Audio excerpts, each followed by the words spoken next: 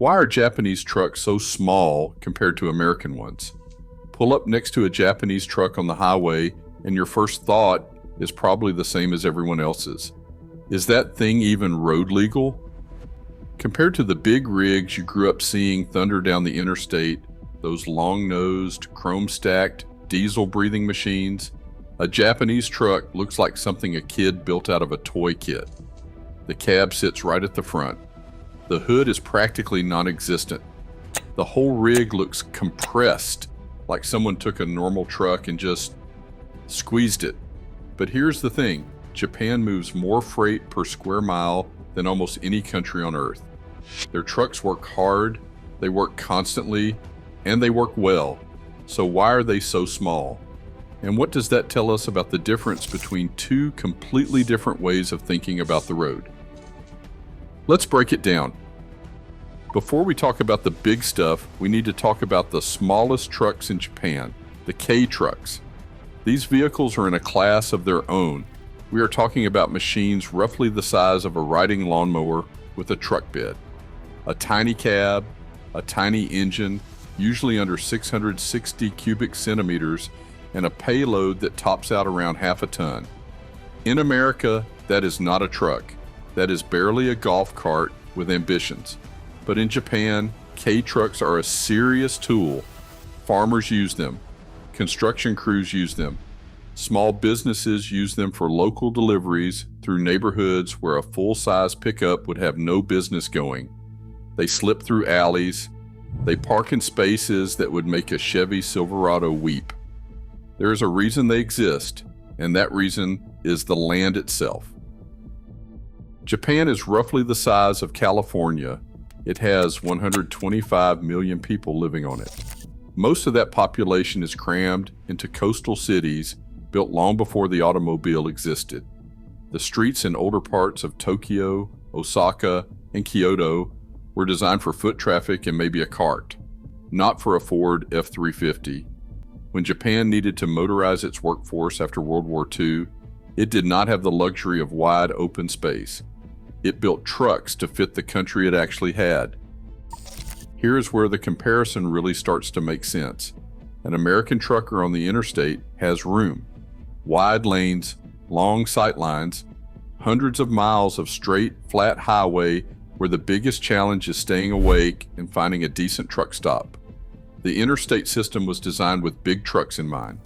Lane widths, turn radii, on-ramp lengths, all of it was engineered to accommodate long wheelbases and large vehicles moving at high speed. A conventional American semi with a long hood and a 40-foot trailer fits that environment perfectly. There is space for it. Japan's road network is a different world entirely. Outside the major expressways, Japanese roads are narrow, genuinely narrow. In rural areas and older city districts, two vehicles passing each other can feel like a negotiation. Delivery drivers develop a kind of spatial sixth sense.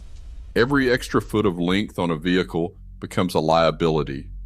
A Japanese cab-over truck, where the driver sits directly above or just behind the front axle with no hood in front of them, is fundamentally shorter for the same cargo capacity. You lose the long nose, you lose the extra wheelbase. You gain maneuverability, visibility, and the ability to actually complete your route without getting wedged between a concrete wall and someone's front door. For American roads, the long-nose conventional is king. For Japanese roads, it would be a daily disaster. In America, the rules on truck length were loosened significantly back in 1986. Before that, cab-over trucks were actually common here too, for the same basic reason they dominate in Japan. When you have length restrictions, you need to maximize cargo space, and that means pushing the driver forward and eliminating the hood.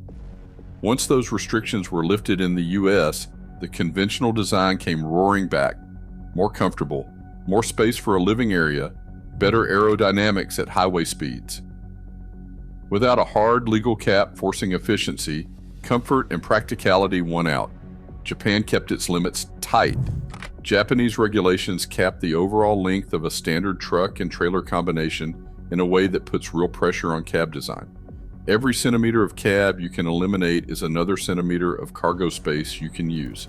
Cab over design is not a stylistic preference in Japan. It is the only rational answer to a mathematical problem. Add to that Japan's strict emission standards, urban idling rules, and a nationwide culture of operational precision, and you get trucks that are engineered within an inch of their lives to do exactly what is needed and nothing more. One of the biggest reasons American semi-trucks are the size they are has nothing to do with cargo or roads. It is home. The owner-operator model is deeply embedded in American trucking culture. These are mostly men who own their rig outright, run their own routes, and spend weeks or months at a stretch on the road. The truck is not just a vehicle. It is a bedroom, a kitchen, a living room. It is where they sleep, eat, watch television, and call home. That is why you see American cabs the size of a studio apartment. We are talking a full-size bed, a refrigerator, a microwave, storage space, sometimes a television. Some owner-operators have spent serious money customizing their cabs into something genuinely comfortable. That is not excess. That is a man making a mobile life work. Japanese trucking culture operates differently. Routes are generally shorter. Drivers are more likely to be company employees running regional or urban deliveries rather than cross-country independents living on the road. The cab does not need to be livable for weeks at a time. It needs to be functional for a shift. The result is a cab that is stripped down to what matters. Seat, controls, window, done. Neither approach is wrong. They are just answers to very different questions about how a driver spends their day. Here's a factor that doesn't get enough attention: speed limits for trucks. On Japanese expressways, trucks are typically limited to 80 kilometers per hour, about 50 miles per hour. On regular roads, it's even less. American trucks, depending on the state, can run 65, 70, or even 75 miles per hour on the highway. That gap changes everything about aerodynamics. At 50 miles per hour, the aerodynamic drag on a blunt cab-over design is manageable. The fuel penalty is not severe enough to demand a sleek, tapered nose. But push that speed up to 70 or 75 miles per hour, and aerodynamic drag increases dramatically. It scales with the square of velocity. Suddenly, that long, sloped hood on an American conventional is not just about looks. It is cutting through the air more efficiently at the speeds these trucks actually run. The long-nose American design makes real engineering sense on a high-speed interstate. On a Japanese city route at 50 miles per hour, that same design just becomes extra length you are paying for without getting much in return. So why are Japanese trucks so small compared to American ones? Because Japan built trucks for Japan, and America built trucks for America. Different land, different roads, different rules, different working culture, different speeds. Stack all of that up, and you do not just get different trucks, you get trucks that could not reasonably be swapped without completely reimagining the environment they operate in. Drop a Japanese KEI truck on a Montana interstate, and it disappears into the landscape. Drop an American long-nose semi into the back streets of Osaka, and it does not make it 2 blocks before something goes wrong. One is not better.